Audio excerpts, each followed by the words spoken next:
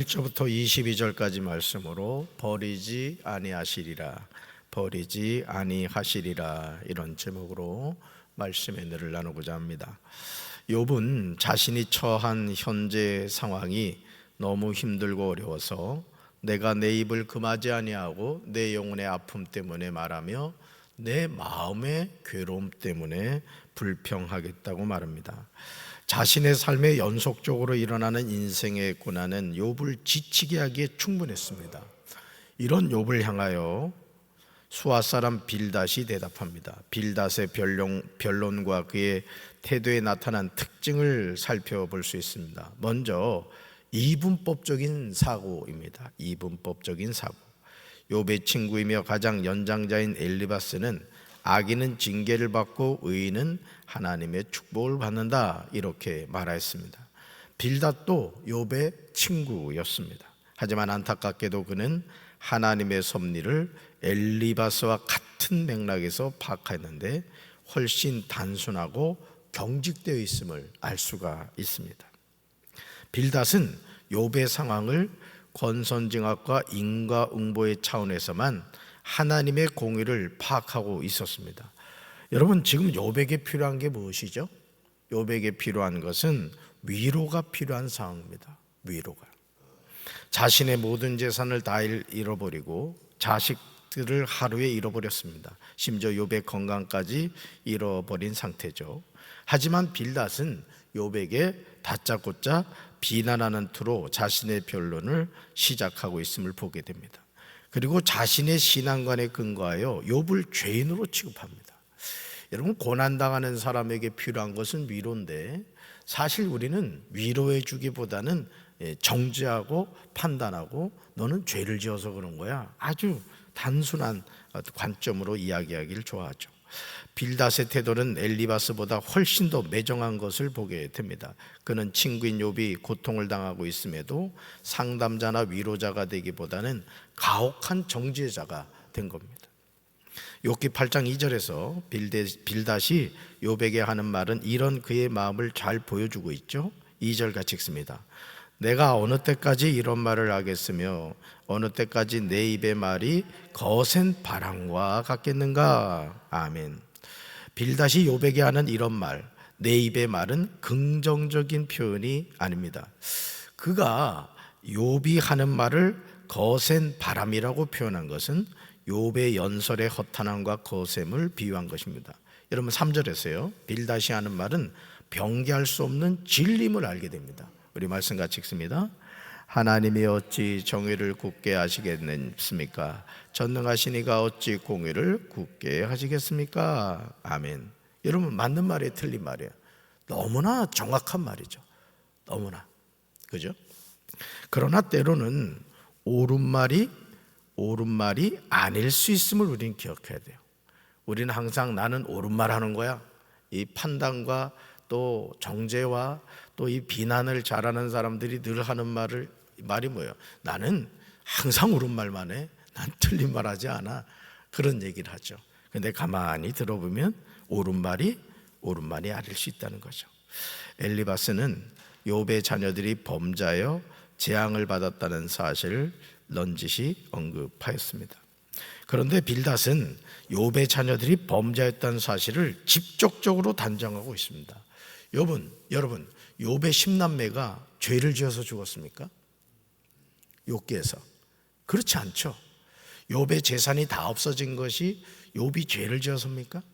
또 욥이 발바닥부터 정수리까지 여러분 병이 생긴 것이 욥이 죄를 지어서입니까? 욥기는 그렇게 말하지 않아요. 그렇지 않다는 것이죠. 그러니까 오늘 우리가 어떤 우리 이웃이 고난을 당하고 있다, 또 같은 믿음의 형제가 고난을 당하고 있다고 했을 때 이것을 단순히 도매금으로 권선징악과 인과응보의 차원에서 이렇게 도매금으로 얘기하면 안 된다는 거죠. 사랑하는 성도 여러분, 빌닷이 욥에게 하는 말이 너무 잔인하게 느껴지지 않으십니까? 욥이 당한 고난 가운데 하나만 경험하게 된다 하더라도 우리는 정신을 차릴 수가 없을 것입니다. 하나님을 향한 우리의 신앙이 뿌리부터 흔들리게 될 수도 있습니다. 엘리바스와 빌닷이 보지 못한 것이 무엇입니까? 욥은 지금 말로는 표현할 수 없는 고난 가운데 있다는 사실이죠. 그러니까 지금 이 두 친구는 욥이 당하고 있는 고난을 보기보다는 그 고난의 원인을 자꾸 찾으려고 하는 거예요. 저는 우리 사랑하는 성도 여러분, 특별히 이 새벽제단에 나오신 여러분들이 혹여나 여러분 주변에 고난당하는 분이 있다 그러면 고난의 원인을 분석하려고 하지 말고 고난당하는 그 사람의 손을 붙잡고 말도 많이 할 필요가 없어요. 기도할게, 힘내, 하나님 계시잖아. 위로자가 될 수 있는 우리 성도들 되기를 주님의 이름으로 축원합니다. 그러므로 욥이 하는 말에 대해서 그들은 넓은 마음으로 들어주어야 했습니다. 많은 말을 하기보다 들어줌이 필요한 상황이었던 것이죠. 그런데 그런 욥을 향하여 내 자녀들이 주께 죄를 지었기 때문에 하나님이 그들을 벌하시는 것이 당연한 일이 아니냐고 말하고 있는 빌닷의 태도는 친구로서는 해서는 안 되는 행동이죠. 그죠? 2번 죽이는 거죠, 2번. 그러니까 우리나라에서 세월호 참사, 이태원 참사, 오송 참사, 참이 표현하기도 그렇습니다만 그 많은 참사가 났을 때 대통령이나 위정자들이 해야 할 일이 뭐였냐면 위로해 주는 것이었죠. 가서 위로해 주고 그들을 가슴에 품어줘야 하는 일이었던 거죠. 안타깝게도 오늘 우리가 이런 삶을 살아가고 있지는 않습니까? 욥기 8장 6절에서 빌닷은 욥에게 이렇게 말하죠. 청결하고 정직하면 반드시 너를 돌보시고 내 의로운 초소를 평안하게 하실 것이다, 이렇게 말해요. 그러면서 욥이 이런 삶을 살아가면 7절 말씀처럼 해준다고 합니다. 같이 읽습니다. 내 시작은 미약하였으나 내 나중은 심히 창대하리라. 아멘. 이거 사업장이나 식당 가면은 하여간 이거 다 붙여놨어요. 근데 사실은 이 말씀이 빌닷이 한 말이에요. 좋은 의도예요, 나쁜 의도예요? 사실은 빌닷이 말한 맥락에서 보면은 사실은 별로 좋은 말은 아닙니다. 이건 뭐예요? 욥을 정죄하기 위해서 했던 말이거든요. 그러니까 지금부터라도 정신 차리면 내 시작은 미약하지만 내 나중은 심히 창대하게 될 것이다, 이 얘기를 하고 있는 것이죠. 욥기 8장 7절은 전반부와 후반부가 대꾸를 이루는 형식으로 이루어졌습니다. 시작과 나중, 미약과 창대가 각각 대꾸를 이루고 있는 거죠. 빌닷이 욥에게 말하는 시작은 욥이 재앙을 받기 이전의 상태를 가리키는 것이 아니라 현 상태를 가리키고 있는 겁니다. 그러나 엘리바스와 마찬가지로 빌닷이 보지 못한 욥의 삶에 대한 평가가 무엇이었습니까? 우리는 욥기 전체를 살펴볼 때까지 욥에 대한 하나님의 평가를 늘 염두에 두고 있어야 돼요. 그러니까 욥기 1장을 우리가 정확하게 이해하고, 하나님이 욥에 대해서 어떤 평가를 하셨는가, 이걸 여러분이 마음에 두고 욥기 2장부터 그 친구들 세 친구가 와서 권성징악, 인과응보, 또 이분법적 사고로 막 욥을 정죄하고 있을 때마다 아니야, 하나님은 욥을 칭찬하셨어, 욥을 인정하셨어, 이 마음을 가지고 그 친구들이 하는 말을 잘 분석하지 않으면 우린 시험 들게 되는 거예요. 오늘도 마찬가지입니다.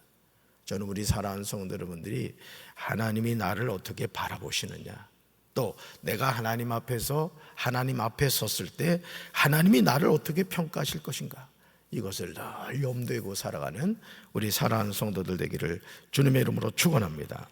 그렇지 않으면 우리도 엘리바스와 빌닷처럼 욥을 정죄하게 되는 거죠. 그래서 제가 이 손가락 비유를 많이 합니다만, 여러분 우리가 누군가를 향해서 이렇게 말하죠. 너 탓이야, 너가 문제야, 우리 속해서 너가 문제고 우리 형제에서 너가 문제야, 뭐 이런단 말이죠. 근데 이 손가락 잘 봐요. 상대편을 향해서는 몇 개가 나가 있어? 하나. 나를 향해서는 3개, 심지어 하나님을 향해서도 하나가 있단 말이죠. 그러니까 항상 이런 마음을 가져야 되는 것이죠. 그래서 자신을 살피는 게 필요하다는 거죠. 아멘. 그래서 그 천주교에서 저기 했던 게 있었잖아요. 내 탓입니다. 내 탓입니다. 그거 했습니다만은 항상 그런 마음을 잊지 않아야 된다는 거죠. 하나님은 욥기 1장 8절과 욥기 2장 3절에서 사탄에게 이렇게 말씀하시죠. 같이 읽습니다. 내가 내 종 욥을 주의하여 보았느냐? 그와 같이 온전하고 정직하여 하나님을 경외하며 악에서 떠난 자는 세상에 없다. 아멘. 이게 누구 평가예요? 하나님의 평가라고. 저는 저와 여러분을 하나님이 바라보실 때 이런 평가를 받게 되기를 주님의 이름으로 축원합니다. 이것은 사람의 평가가 아니죠. 하나님이 욥을 평가하신 결론이에요. 얼마나 두렵고 떨리는 내용입니까? 현재 욥이 당한 고난을 설명하고 있는 엘리바스와 빌닷의 평가가 전혀 맞지 않음을 우리는 기억해야 돼요. 근데 현실적으로 봤을 때 엘리바스와 빌닷의 욥을 향한 정죄와 판단이 정확하게 보여요? 정확하지 않게 보여요? 정확하게 보인다는 거예요. 그러니까 여러분, 오늘 우리 주변에도 이 가짜 뉴스가 참 많습니다. 그러니까 우리가 분별하지 않으면요 속는 겁니다. 그러니까 여러분들이 사기를 당하지 않으려면 마찬가지요. 그리고 이 스마트폰으로 뭐 엄마 돈 보내줘, 지금 접촉사고가 났는데 돈이 없어가지고 지금 그런 상황이야, 이러면은 그걸 잘 분석해야 됩니다. 그걸 그냥 보냈다가는 저기가 되는 거죠.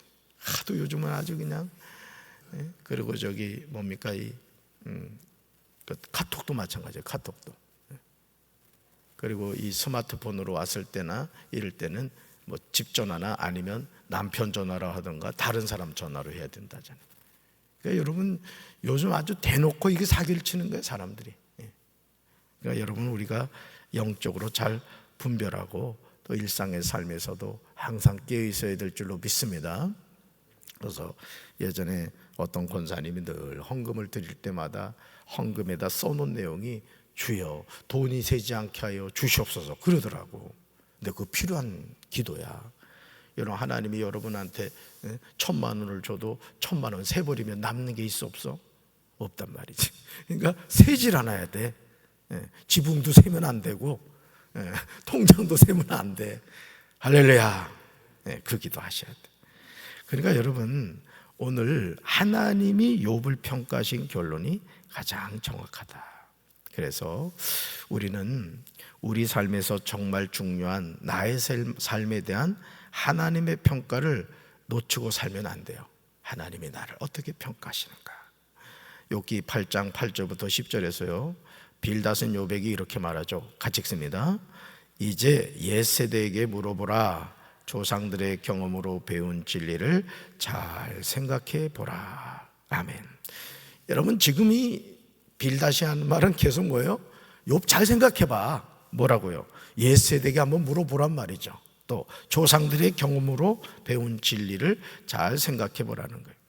우린 여기서 빌닷의 사상과 신앙이 경험에 근거하고 있음을 볼 수 있습니다. 경험이 중요하죠. 그러나 그것이 전부가 아니라는 거죠. 역사가 오래된 교회에 이렇게 가보면은 흔히 하는 말 가운데 하나가 예전에는 그렇지 않았다는 거예요.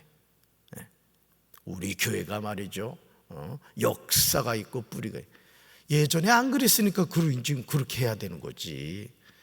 언제까지 울고 먹으려고 그래? 근데 제가 우리 교회 식구들한테 내가 좀 고마운 게, 우리 교회는 역사는 오래됐지만은 너무너무 신선해. 별로 기분이 안 좋은 모양이네. 이 칭찬하는 건데 예전에는 안 그랬어, 이런 얘기를 안 하니까 내가 얼마나 좋은지 말이야. 교회가 변화되려면 그렇습니다. 뭘 자꾸 그냥 울고 먹어. 뼈다귀 해장국도 적당히 울고 먹어야지 괜찮지. 나중에 사골국도 말이죠, 집사람이 언젠가 사골국을 끓여주는데 그때 이제 어려울 때니까 적당히 끓여야 되는데 나중에 끓이다 보니까 맹물밖에 안 나오는 거야. 그래도 그게 사골국이래. 아멘 하고 먹었는데 몸에 이롭질 않더라고. 그러니까 여러분, 교회도 마찬가지예요. 우리 교회가 역사는 절대 없어지지 않습니다. 그러나 그 역사 앞에서 항상 새로운 도전을 하고 새로운 결단을 해야 되는 거예요. 아멘이십니까? 내가 우리 교회 부임해가지고 했던 말 기억하십니까? 사람 빼놓고 버릴 건 다 버려야 된다고. 그래가지고 다 버린 거야. 그거 새로워지잖아요, 교회가. 여러분, 저 성전 저 현관문 같은 경우도 원래 나무였잖아요. 보통요 오래된 교회는요 저런 문 못 바꿉니다. 바꿨다가는 큰일 나. 저 문을 누가 해놓은 문인데 바꾸냐는 거지. 근데 바꾸니까 얼마나 좋아. 우리 마찬가지야. 앞으로도 우리 교회가 변화에든 신속하게 대응해야 돼. 우리나라가요 코로나19 때도요 전 세계에서 가장 모범적으로 방역을 한 나라예요. 아멘. 윤석열 대통령은 뭐 어쩌고 저쩌고 떠드는데 K방역이 그 당시엔 정말 전 세계를 아주 이끌어갔습니다. 배워가기도 했죠. 마찬가지 우리가 주님의 몸된 교회에서도 변화에 신속하게 대응할 수 있어야 돼요. 욥기 8장 11절에서 빌닷은 왕골과 갈대를 예로 들어서 자신의 주장을 펼치고 있음을 보게 되죠. 여기서 왕골과 갈대는 악인을 상징해요. 악인을 상징해요. 그래서 같이 한번 읽어볼까요? 악인이 세속에 헛된 것 내지는 악행의 근거에 살아가므로 조만간 멸망당할 수밖에 없다. 이 상실을 강조하고 있는 거예요. 악인이 세속에 헛된 것 내지는 악행의 근거에 살아가므로 조만간 멸망당할 수밖에 없다. 근데 여러분 그래요? 악인이 금방 멸망해요? 안 그렇잖아요. 오히려 착하고 선하게 사는 사람 이 보면 참 우리 주변에도 이렇게 보면요 참 가난한데 병들고 재산도 없고 참 그런 경우가 너무 많습니다. 사실은 그러니까 정말 우리가 믿음 안에서 살아가지 않으면은 그 상황을 설명할 길이 없는 거예요. 그러니까 여러분도 마찬가지요. 어떤 상황에 처한다 할지라도 그리 아니하실지라도 감사합니다. 하나님 바라보면서 사시는 우리 성도들 되길 주님의 이름으로 축원합니다. 빌닷이 집요하게 욥에게 말하고자 하는 것이 무엇이죠? 여러분 13절 보시면요 같이 읽습니다. 하나님을 잊어버리는 자에게는 다 이와 같고 저속한 자의 희망은 무너진다. 아멘. 우리는 빌닷이 말하는 하나님을 잊어버리는 자의 길, 저속한 자가 누구란 얘기예요? 욥을 말하고 있는 게 욥을. 아주 은근히 우회적으로 누굴 까고 있는 거예요? 욥을 까고 있는 거예요. 그러니까 너 빨리 회개하라 이거예요. 네 자식들이 하루아침에 죽은 이유가 죄 때문에 죽은 거야. 너는 모를지 몰라도 하나님이 너 자녀들 보니까 죄를 지어가지고 그냥 하루아침에 죽여버렸다 막 이런 식으로 정죄를 하고 있는 것이죠. 이어지는 빌닷의 충고도 마찬가지입니다. 빌닷이 사용하고 있는 낱말 하나하나가 고통을 당하고 있는 욥을 향하고 있음을 우리는 기억해야 됩니다. 빌닷이 이렇게 말하죠. 같이 읽습니다. 욥이 하나님을 의지하기보다 세상적인 것에 의지함으로 현재 고난에 직면하게 되었다. 은근히 지적하고 있는 거예요. 근데 여러분 욥이 그렇게 살았어요? 안 그랬어요? 안 그랬단 말이에요. 욥은 항상 우리 욥기를 읽어보면요 가난한 자들에 대해서 돌봐주었고 부모가 없는 고아를 불쌍히 여겨서 돌봐주었고 가난한 과부들을 챙겨주는 정말 동방의 의인이었단 말이에요. 그러니까 하나님이 칭찬을 했지. 근데 빌닷은 지금 욥이 하나님을 의지하기보단 세상적인 것에 의지함으로 현재의 고난에 직면하게 되었다는 거죠. 그러나 욥이 이런 삶을 살지 않았음을 하나님이 인정하셨습니다. 따라합시다. 하나님께 인정받는 삶을 살겠습니다. 아멘. 그러니까 내 삶이 내가 생각한 대로 되지 않고 고난이 다가오고 또 설명할 수 없는 고통을 당하게 된다 할지라도 우리의 시선은 누굴 향해 된다? 하나님을 향해 된다. 할렐루야. 그러므로 이제 우리는 이분법적인 사고체계에 철저히 근거하여 욥을 죄인의 하나로 보는 빌닷의 실수를 보면서는 안 되는 거예요. 흑과 백 이런 식으로 그냥 자단하면 안 된다는 거예요. 하나님의 뜻이 있겠지. 하나님의 어떤 계획이 있겠지. 항상 우리 마음속에는 하나님을 향해 되는 거예요. 하나님을. 그래서 악인의 장막은 없어진다는 것을 우리는 기억하고 날마다 우리가 하나님의 자녀로서 믿음 안에서 하나님을 바라보며 승리하는 우리 성도들 되기를 주님의 이름으로 축원합니다. 가슴에 손 얹겠습니다. 사랑의 주님, 오늘 빌닷은 이분법적인 사고를 가지고 욥을 정죄하고 있습니다. 은근히 우회적으로 욥을 까고 있습니다. 상처를 주고 있습니다.